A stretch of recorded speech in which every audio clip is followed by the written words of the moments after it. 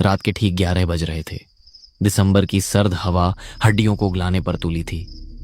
छायापुर गांव का वो छोटा सा रेलवे स्टेशन, जहां दिन में शायद ही कोई परिंदा पर मारता हो, रात में किसी कब्रिस्तान जैसा खामोश था। सिर्फ झिंगुरों की आवाज और दूर कहीं कुत्तों के रोने की गूंज। 3 दोस्त, आरव, मीरा और समीर, शादी की चकाचौंध और शोर शराबे से दूर अब इस वीराने में खड़े थे। उनके चेहरे पर थकान थी, लेकिन आंखों में एक अजीब सी बेचैनी। स्टेशन पर न कोई स्टॉल खुला था, न कोई कुली, सिर्फ कोहरा और वो 3 साए। समीर ठंड से कांपते हुए कहता है, यार आरव, तुझे पक्का यकीन है कि ट्रेन आएगी? इस ऐप में तो ट्रेन देरी से आ रही है भी नहीं दिखा रहा, सीधे नॉट फाउंड आ रहा है। आरव घड़ी देखते हुए झुंझलाहट में कहता है, अरे आएगी भाई, गांव वालों ने बोला था ना, एक आखिरी पैसेंजर ट्रेन निकलती है रात को। अब शांत रहे, सर दर्द हो रहा है मेरा। मीरा चारों तरफ देखते हुए धीमी आवाज में कहती है, गाइस, तुम्हें अजीब नहीं लग रहा? मतलब इतना सन्नाटा? आमतौर पर स्टेशन पर कोई तो होता है, होमलेस लोग, कुत्ते या कम से कम स्टेशन मास्टर। यहाँ तो लगता है सालों से कोई आया ही नहीं। समीर हंसने की कोशिश करते हुए कहता है, ले, शुरू हो गई इसकी हॉरर स्टोरी। मीरा, हम शादी से आ रहे हैं, शमशान से नहीं, रिलैक्स कर। समीर हंसा तो था, लेकिन उसकी हंसी गूंज कर वापस आई, जैसे अंधेरा भी उस पर हंस रहा हो। तभी पटरियों में एक हल्की कंपन महसूस हुई। दूर कोहरे के बीच एक पीली बीमार सी रोशनी दिखाई दी। ट्रेन की आवाज आम ट्रेनों जैसी छुक छुक नहीं थी, बल्कि ऐसी थी जैसे कोई भारी लोहा जमीन पर घसीट रहा हो। एक लंबी दर्दनाक सीटी बजी। ट्रेन प्लेटफॉर्म पर आकर रुकी, लेकिन उसमें से ब्रेक लगने की आवाज नहीं आई, बस एक गहरी सांस जैसी हिस्सा सुनाई दी। तभी आरव कहता है, लो आ गई, कहा था ना मैंने, चलो जल्दी चढ़ो, कहीं ये भी ना निकल जाए। मीरा कंफ्यूजन में कहती है, 1 मिनट आरव, ये ट्रेन, ये डिब्बे, ये लोहे के नहीं, लकड़ी के लग रहे हैं, और अंदर इतना अंधेरा क्यों है? मीरा को जवाब देते हुए समीर कहता है, अरे बिजली खराब होगी यार, तू चल ना, यहाँ ठंड से कुल्फी जम रही है मेरी। तीनों दोस्त हड़बड़ी में एक डिब्बे में चढ़ गए। उनके चढ़ते ही पीछे का लोहे का दरवाजा अपने आप बिना किसी आवाज के बंद हो गया। अंदर का नजारा किसी बुरे सपने जैसा था। सीटें फटी हुई रेक्सीन और मखमल की थीं, जो 1950 के दशक में इस्तेमाल होती थी। छत पर लगे पंखे मुड़े हुए थे और बल्ब वो जल नहीं रहे थे, बस एक मरी हुई पीली रोशनी फेंक रहे थे जो टिमटिमा रही थी। हवा में एक अजीब सी गंध थी, जले हुए कोयले और सड़े हुए मांस की मिलीजुली बदबू। समीर नाक सिकोड़ते हुए बोला, अरे यार, ये कैसी बदबू है, लग रहा है चूहा मरा है कहीं। और एसी तो छोड़ो, यहाँ तो हवा भी भारी लग रही है। मीरा सहमी हुई कहती है, गाइस प्लीज देखो, पूरी ट्रेन खाली है, एक भी पैसेंजर नहीं है, और ये खिड़कियां, इन पर सलाखें लगी हैं जैसे जेल हो। तभी आरव कहता है, मीरा, तू ज्यादा सोच रही है, ये पैसेंजर ट्रेन है, रात का वक्त है, खाली ही होगी। हम बैठते हैं, सुबह तक शहर पहुंच जाएंगे, तुम दोनों सो जाओ। आरव ने तर्क तो दे दिया, लेकिन उसका दिल भी जोर से धड़क रहा था। ट्रेन चल पड़ी थी, लेकिन उसकी गति बहुत अजीब थी, एकदम स्मूथ, जैसे वो पटरियों पर नहीं हवा में तैर रही हो। बाहर का नजारा दिख नहीं रहा था, खिड़कियों के बाहर सिर्फ पिच ब्लैक अंधेरा था। तभी डिब्बे के आखिरी छोर से एक आवाज आई, जूतों की आवाज, टक टक टक। कोई भारी बूट पहनकर धीरे धीरे उनकी तरफ आ रहा था। मीरा फुसफुसाते हुए कहती है, कोई आ रहा है। कोहरे और धुएं के बीच से एक आकृति उभरी, एक टिकट चेकर। उसका कोट जगह जगह से फटा हुआ था और उस पर धूल की मोटी परत थी। उसने जो टोपी पहनी थी वो इतनी पुरानी थी कि उसका रंग काला पड़ चुका था। उसका चेहरा नीचे झुका हुआ था, अंधेरे में आंखें दिखाई नहीं दे रही थीं। वो उनके पास आकर रुका। ठंड अचानक और बढ़ गई। टीसी भारी और टूटी हुई आवाज में बोला, टिकट दिखाओ। समीर जल्दी से जेब टटोलते हुए कहता है, जी सर, ये लीजिए, जनरल टिकट है, हमने सोचा टीसी आएगा तो फाइन दे देंगे। समीर ने हाथ आगे बढ़ाया। टीसी ने अपना हाथ उठाया। उसका हाथ राख जैसा सफेद था और नाखून नीले पड़ चुके थे। उसने टिकट नहीं लिया, बस हवा में हाथ घुमाया जैसे कुछ स्कैन कर रहा हो। टीसी धीमे स्वर में बोला, सफर बहुत लंबा है, बहुत लंबा। तभी आरव दिमाग पर जोर डालते हुए बोला, क्या मतलब? 2 घंटे में पहुंच जाएंगे ना? टीसी ने पहली बार अपना सिर उठाया। उसकी आंखों में पुतलियां नहीं थी, सिर्फ सफेद कोरापन था। उसके होंठ नहीं हिले, लेकिन आवाज सीधे उनके दिमाग में गूंजी। टीसी कहता है, मंजिल नसीब वालों को मिलती है। इतना कहकर वो टीसी आगे बढ़ा। 2 कदम चला और फिर जैसे धुएं का बवंडर बनता है, वो हवा में घुल गया। मीरा चौंक जाती है और कहती है, वो कहाँ गया? तुमने देखा? वो अभी यहीं था, वो हवा में गायब हो गया।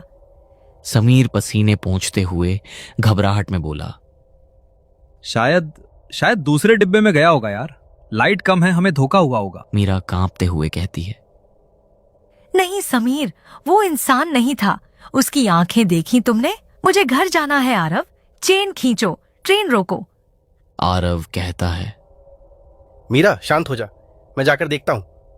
आरव अपनी सीट से उठा और उस दिशा में बढ़ा जहां टीसी गायब हुआ था। मीरा और समीर भी उसके पीछे चिपक कर चलने लगे। अगले डिब्बे का दरवाजा खुला था।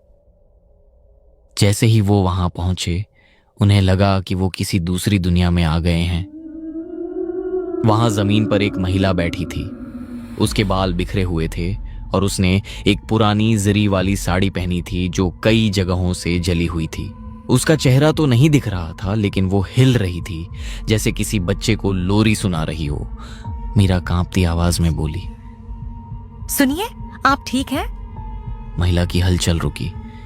उसने धीरे धीरे अपनी गर्दन मोड़ी, इतनी मोड़ी कि वो इंसानी हड्डी टूटने की आवाज के साथ पीछे घूम गई। उसका आधा चेहरा जला हुआ था। उसकी आंखों में बेइंतहा दर्द और खौफ था। उसने अपना हाथ उठाया।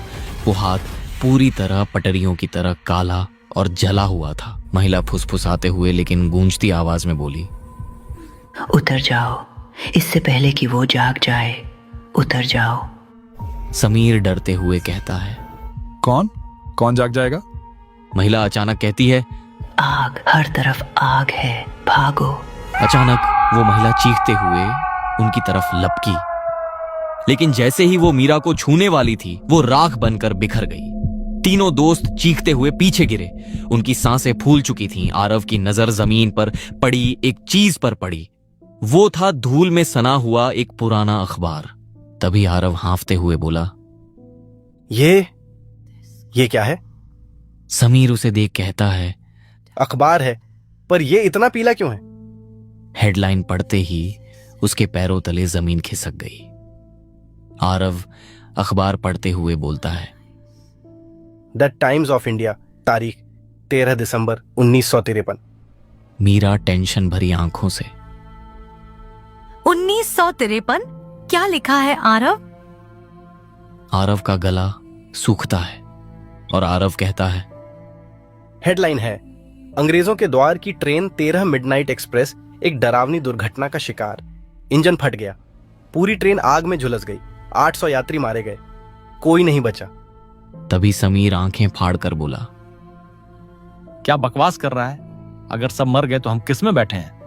तभी मीरा तस्वीर की ओर इशारा करते हुए कहती है, आरव, फोटो देखो, ये वही औरत है जो अभी हमें दिखी थी और उसके पीछे वो टीसी खड़ा है।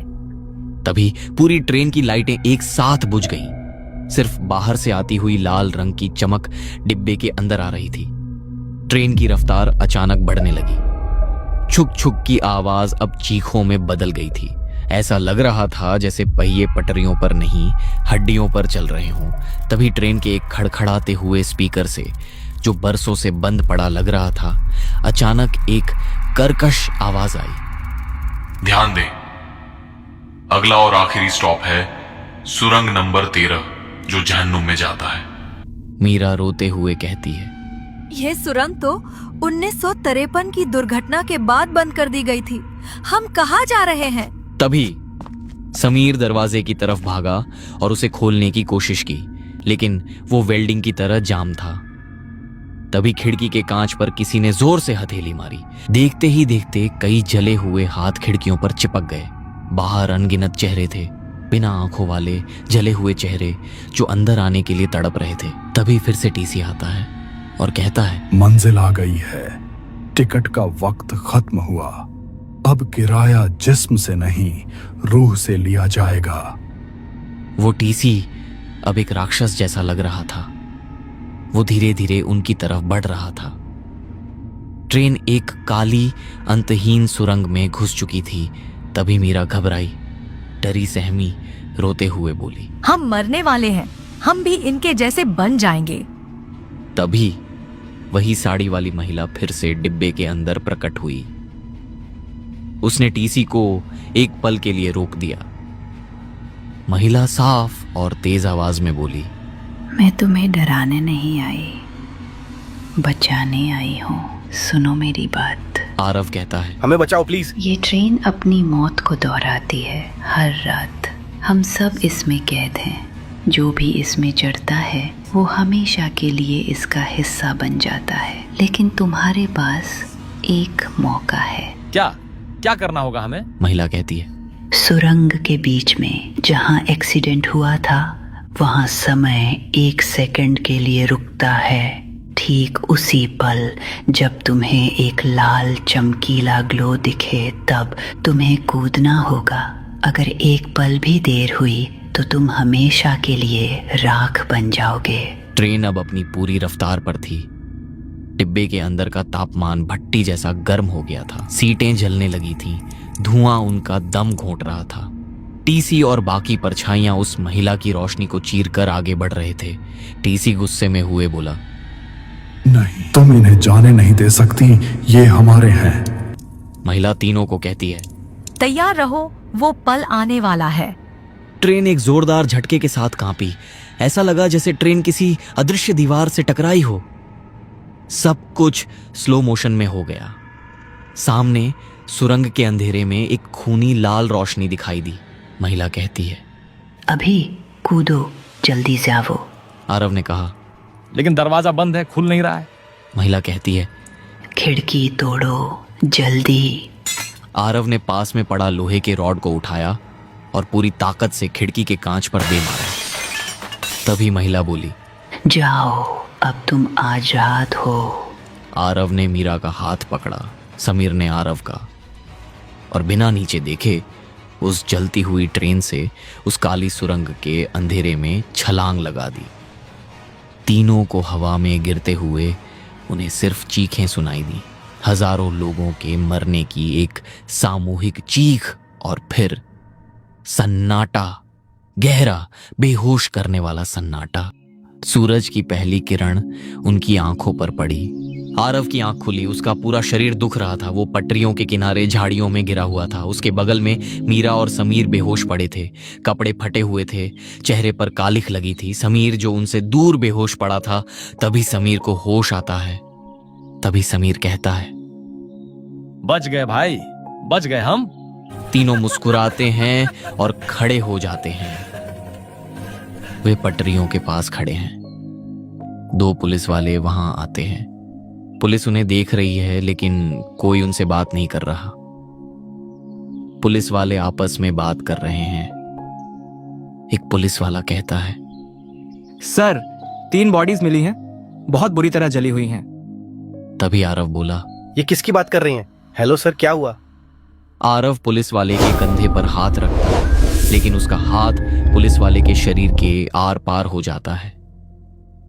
मीरा चौंकते हुए बोली, आरव, तुम्हारा हाथ इनके आर पार कैसे गया? तभी समीर रोते हुए कहता है, उधर देखो।